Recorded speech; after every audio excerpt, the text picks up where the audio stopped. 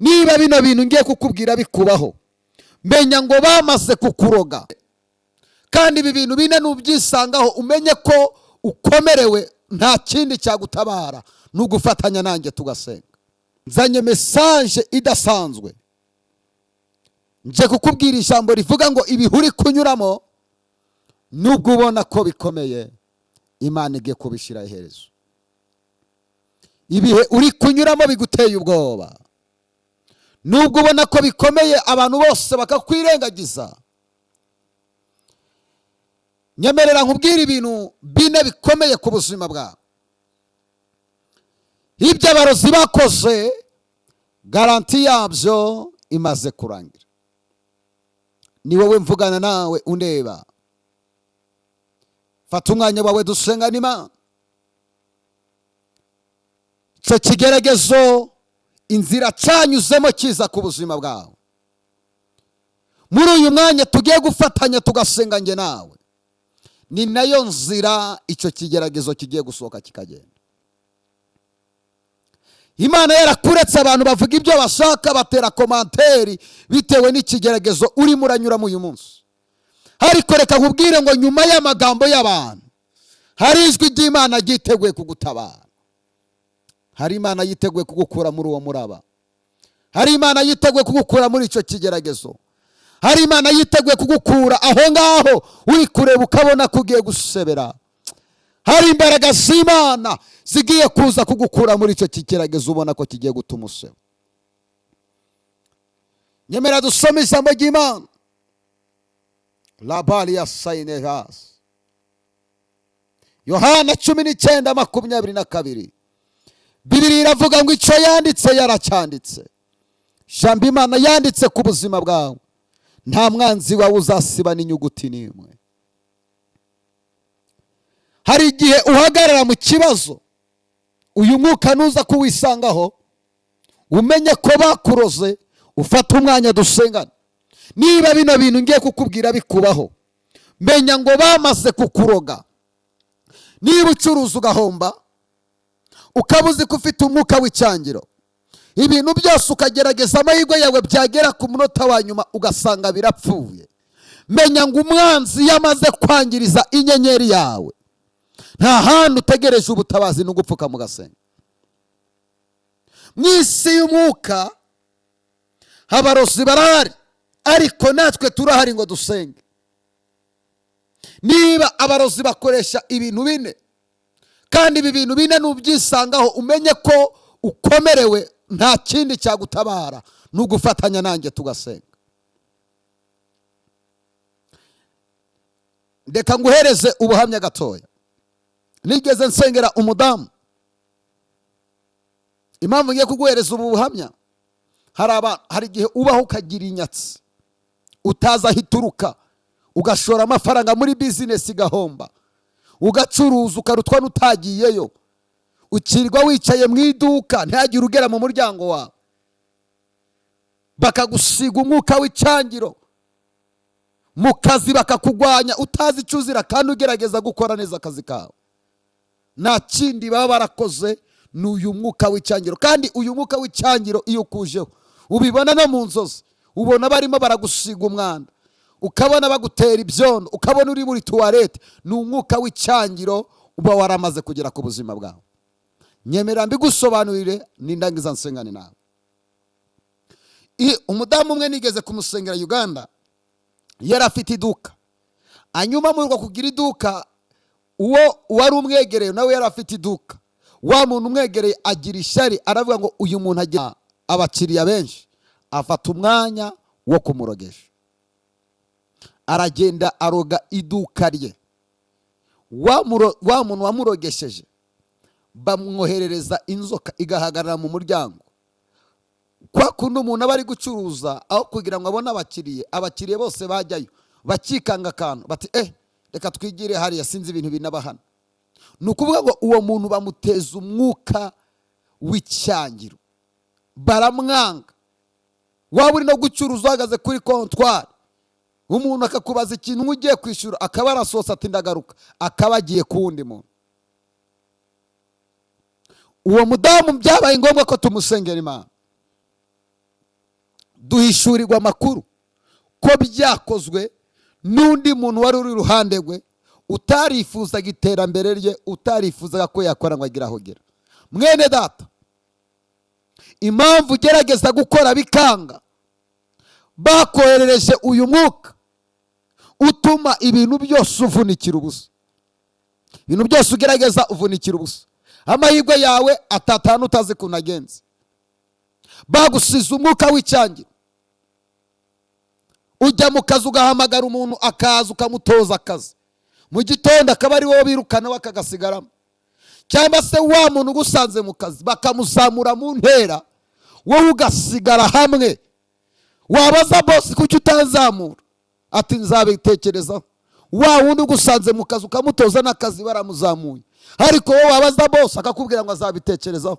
Kubera iki wowe utazamuka? Nta kindi kibitera, ni umwuka w'icyangiro wamaze kukugeraho. Niba warigeze urota bakujugunyaho umwanda, cyangwa urota uri muri tuwarete, direct ni umuntu wari umaze gukora ibintu mu isi y'umwuka, aguterereza umwuka w'icyangiro. Haravuga ngo nawe uzagera mu kazi kawe, nawe uzagera muri business yawe, nawe uzagera mu rushako rwawe, nawe uzagera. Aguterereza umwuka w'icyangiro. Uyu mwuka urangije uragufata. Ibintu byose ukora biranga. Uracuruza bikanga, ugashaka akazi bikanga, ukubaka urugo bikanga, abana bawe ngo urebe ko bagira ubwenge bikanga. Uyu mwuka ndawusenya mu izina rya Yesu Kristo. Uyu mwuka ukuveho. Imbaraga zose zidashaka ko harahugera, Imana izigukura imbere. La balia side venevos.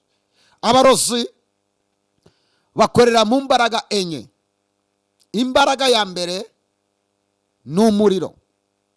Ubu hari umuntu wowe unkurikiranye uzi neza, cyangwa se nawe bikuriho, ugahorana umuriro mu nda yawe, ugahorana impanuka zidashira. Igihe cyose ubonye amafaranga ibyago bigahaguruka, amafaranga yose akagenda, ugasigara muri negative. Baba bamaze kukoherereza uwo mwuka utuma ibintu byawe bishyira ubirebesha amaso yawe. Uyu mwuka umuntu akaryama akumva arimo arasha umubiri wose, ukajya kwa muganga ukabura indwara, bamaze kugutekinika. Ariko reka nkubwire ngo hejuru y'imbaraga z'abagizi ba nabi, mu ijuru hari Imana yabasha kugutabara. Imbaraga za kabiri abarozi bakoresha ni amazi. Ukabura aho ngaho, inda yawe ikabyimba igatumba, ukajya kwa muganga bakakuburamo indwara, kandi inda yawe irimo iragenda ibyimba. Nta nzoka bumva, nta kintu bareba, ariko inda yawe ikagenda ibyimba. Abarozi bakoresheje amazi. Umwuka wa gatatu ni umuyaga abarozi bakoresha, kandi muri uwo muyaga ubu ngize ibiganza gutya, umuyaga wanyura mu ntoki. Ni ukuvuga ngo uwo mwuka iyo baguterereje, ibintu byose bikunyura mu myanya y'intoki ubireba. Baba baraguterereje inyatsi, kandi uyu mudayimoni w'inyatsi abera mubi. Ibintu byose ukoze uvunikira ubusa. Ndagusenga Imana igukureho inyatsi. Imana igukureho inyatsi. Imana igukureho inyatsi. Imana igukureho umwuka wo kuvunikira ubusa. Ntabwo ari wowe wasinyiye amasezerano yo guhora mu buzima busuzuguritse bwo gupfundikanya. Nta kontara ufitanye n'ubwo buzima. Reka nkubwire ngo hari Imana. Ese wanyemerera nkagusengera? Biravuga ngo haracyari ibyiringiro ngo kw'igiti gitemwe cyakongera gushibuka kikazana imizi. Ngiye kugusengera Imana igukureho ibicaniro by'umwijima. Imana igukureho imbaraga z'abarozi bagusize umwuka w'icyangiro. Abantu bakwanga ntacyo mupfa. Ugerageza kubanira n'abantu neza, ukagerageza kubana nabo mu mahoro, ariko bikanga. Ukibaza icyo uzira bikanga, ni umwuka bamaze kukohereza w'icyangiro. Ninde wari urwaye indwara zidasobanutse? Ni wowe. Iyo udafite amafaranga nta kibazo uba ufite, ariko reka ubona amafaranga gatoya, Satani ahita kugabaho ibitero yifashishije abarozi.